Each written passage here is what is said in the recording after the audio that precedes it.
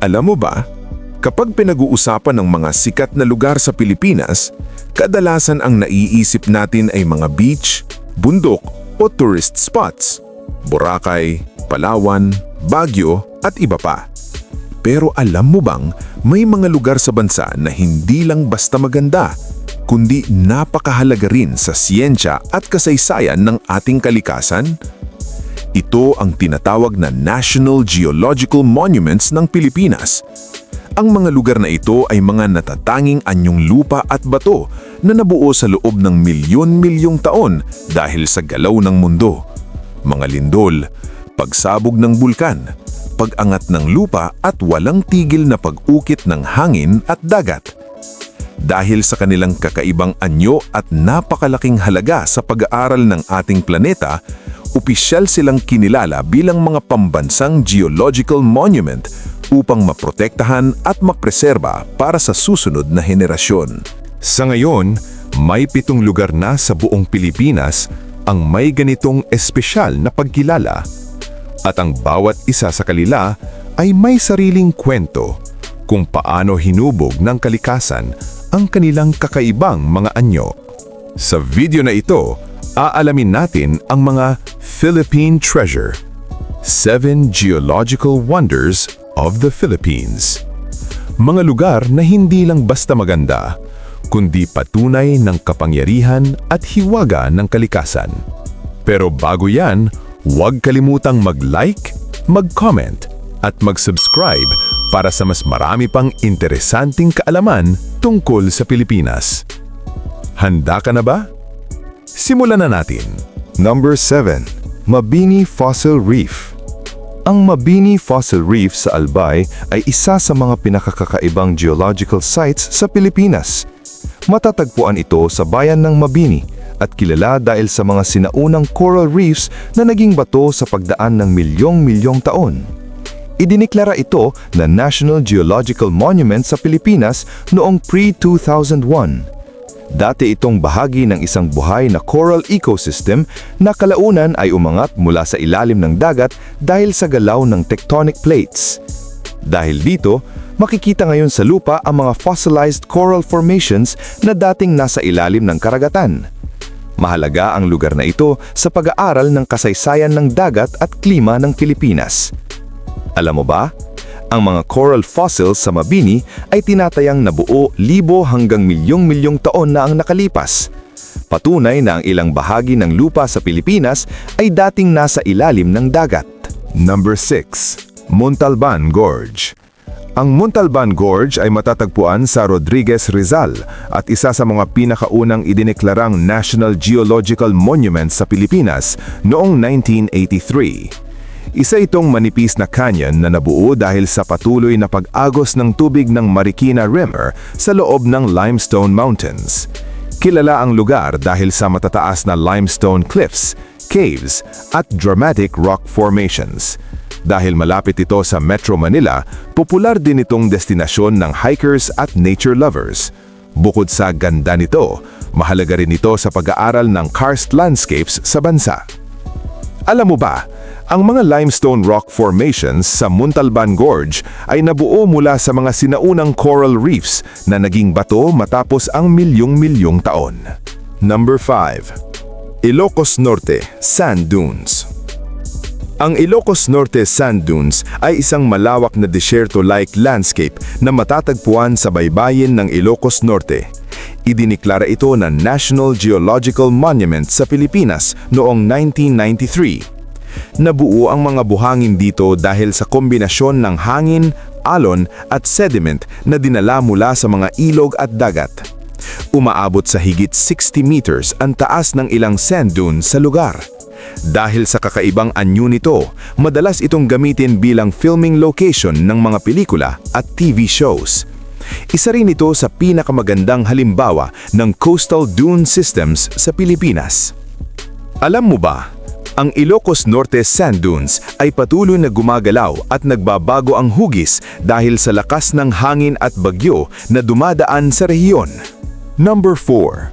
100 Islands.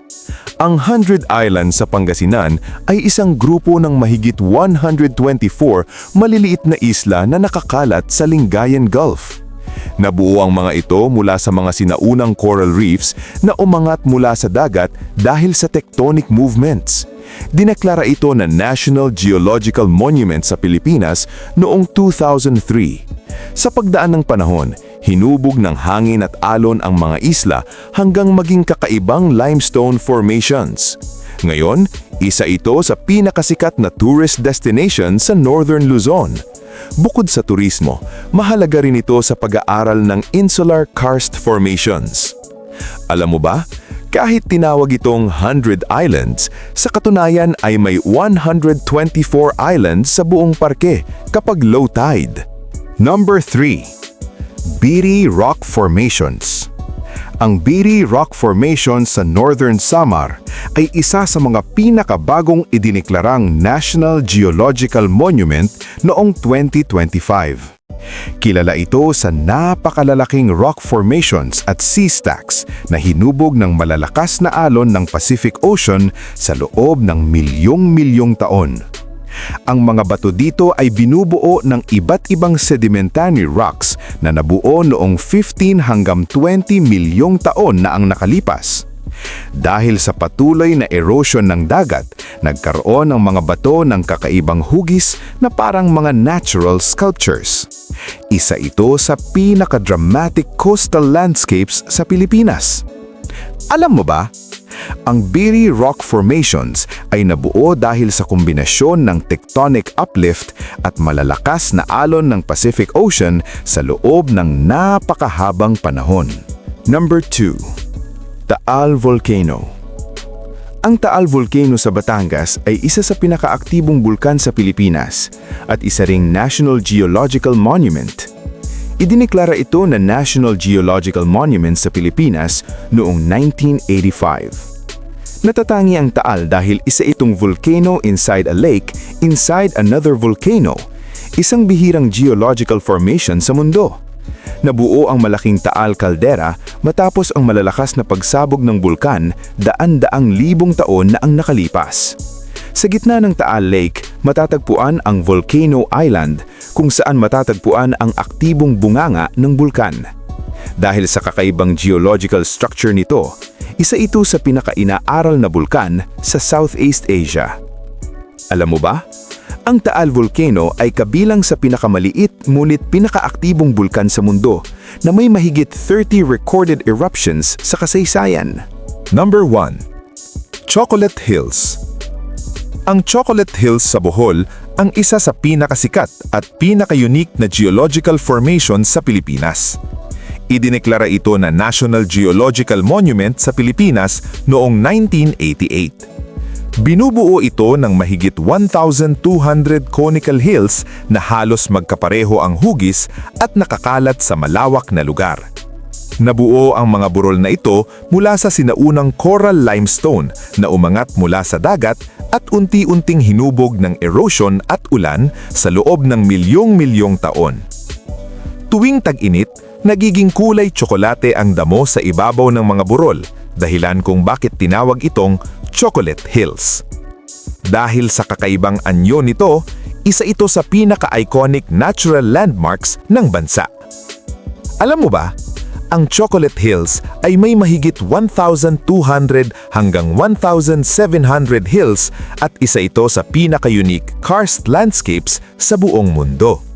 At ayan na nga, ang 7 National Geological Monuments ng Pilipinas na talagang nagpapakita kung gaano ka-amazing ang mga likas na anyo ng ating bansa. Mula sa mga burol na nabuo sa loob ng milyong-milyong taon hanggang sa mga batong hinubog ng hangin, alon at paggalaw ng lupa, makikita natin kung gaano ka-powerful at kaganda ang kalikasan ng Pilipinas. Ang bawat lugar na ito ay hindi lang simpleng tourist destination. Isa rin itong mahalagang bahagi ng ating natural heritage na dapat nating pahalagahan at pangalagaan para sa susunod pang mga henerasyon.